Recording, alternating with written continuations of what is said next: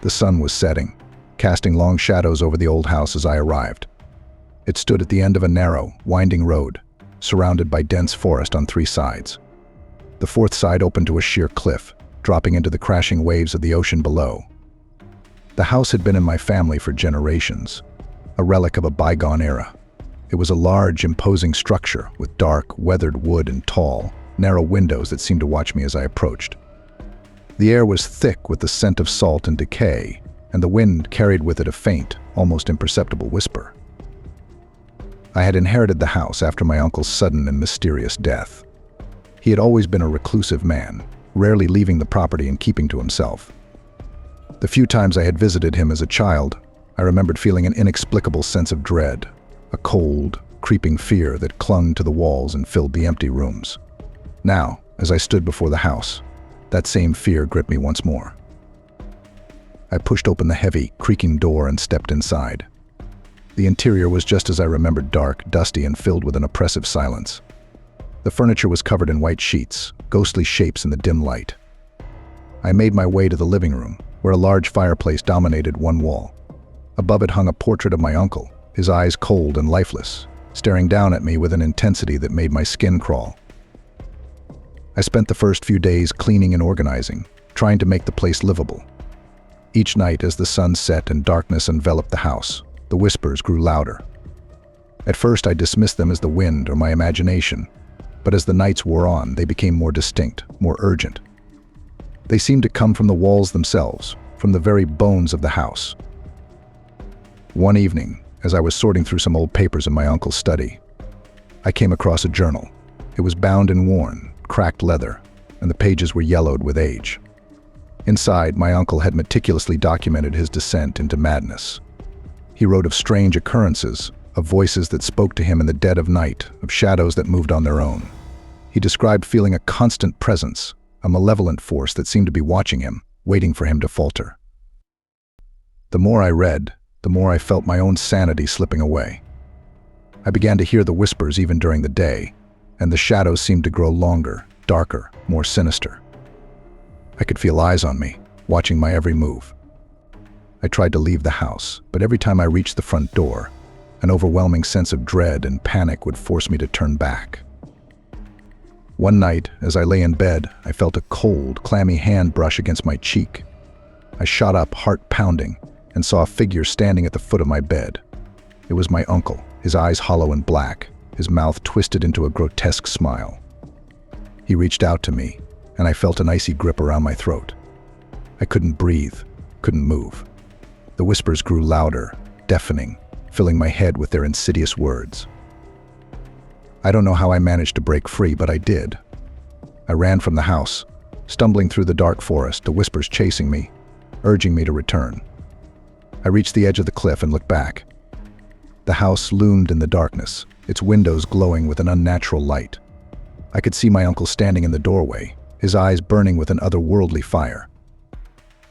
I turned and ran, not stopping until I reached the nearest town. I tried to tell the authorities, but they dismissed me as a lunatic. I left that place never to return, but the whispers followed me. They haunt me to this day, a constant reminder of the darkness that lurks in that cursed house. I fear that one day I will be compelled to return, to face whatever malevolent force resides within those walls. Until then, I can only hope that the whispers will one day fall silent, and I can finally find peace. In the days that followed my escape, I tried to rebuild my life. I found a small apartment in a bustling city, far away from the isolated terror of the old house. I took a job at a local bookstore, seeking solace in the company of others and the mundane routines of daily life.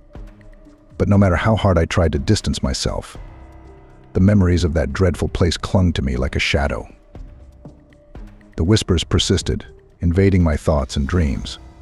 I would wake up in the middle of the night, drenched in sweat, the faint echoes of my uncle's voice ringing in my ears. Every creak of the floorboards, every gust of wind against the windows would send me into a panic. I began to see my uncle's face in the reflections of shop windows in the dark corners of my apartment, his hollow eyes boring into my soul.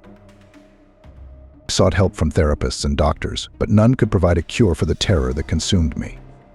Medications dulled my senses, but did nothing to silence the whispers. I found myself withdrawing from friends and coworkers, isolating myself in a desperate attempt to keep the darkness at bay.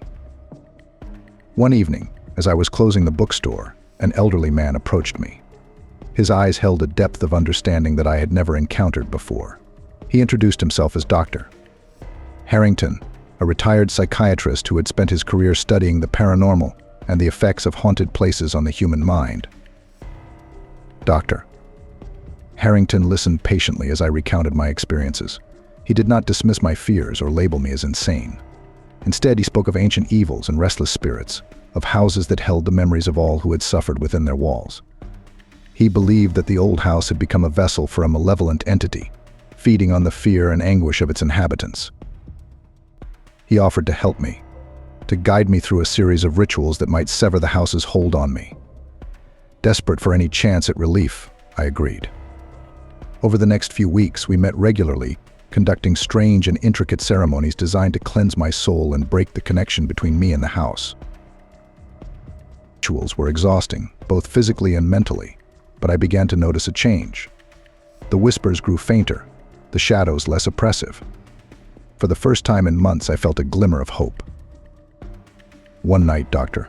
Harrington suggested that we perform a final, most dangerous ritual, one that would require me to confront the entity within the house itself. The thought filled me with dread, but I knew it was the only way to truly free myself. Armed with ancient texts and protective charms, we made our way back to the old house.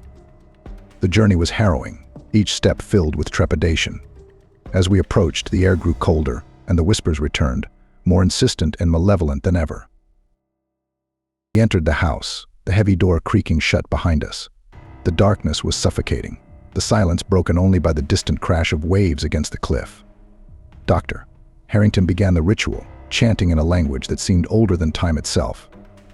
The air crackled with energy, and the shadows writhed as if in pain.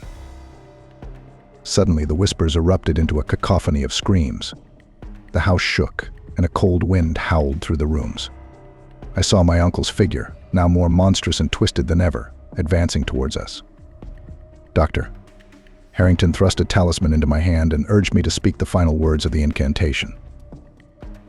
With all my strength, I shouted the words into the howling void. The talisman glowed with a blinding light, and the entity let out a deafening roar. The house trembled violently, and for a moment I thought it would collapse around us. Then, as suddenly as it had begun, the chaos ceased. The whispers fell silent, and the darkness lifted. My uncle's figure vanished, leaving behind only the portrait above the fireplace, its eyes now empty and lifeless. We stood in the stillness, breathless and exhausted. Dr. Harrington placed a reassuring hand on my shoulder, nodded.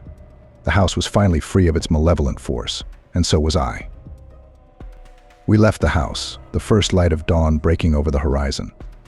As we walked away, I felt a weight lift from my shoulders, and for the first time in years, a sense of peace washed over me. Though the memories of that cursed place will always remain, the whispers have fallen silent.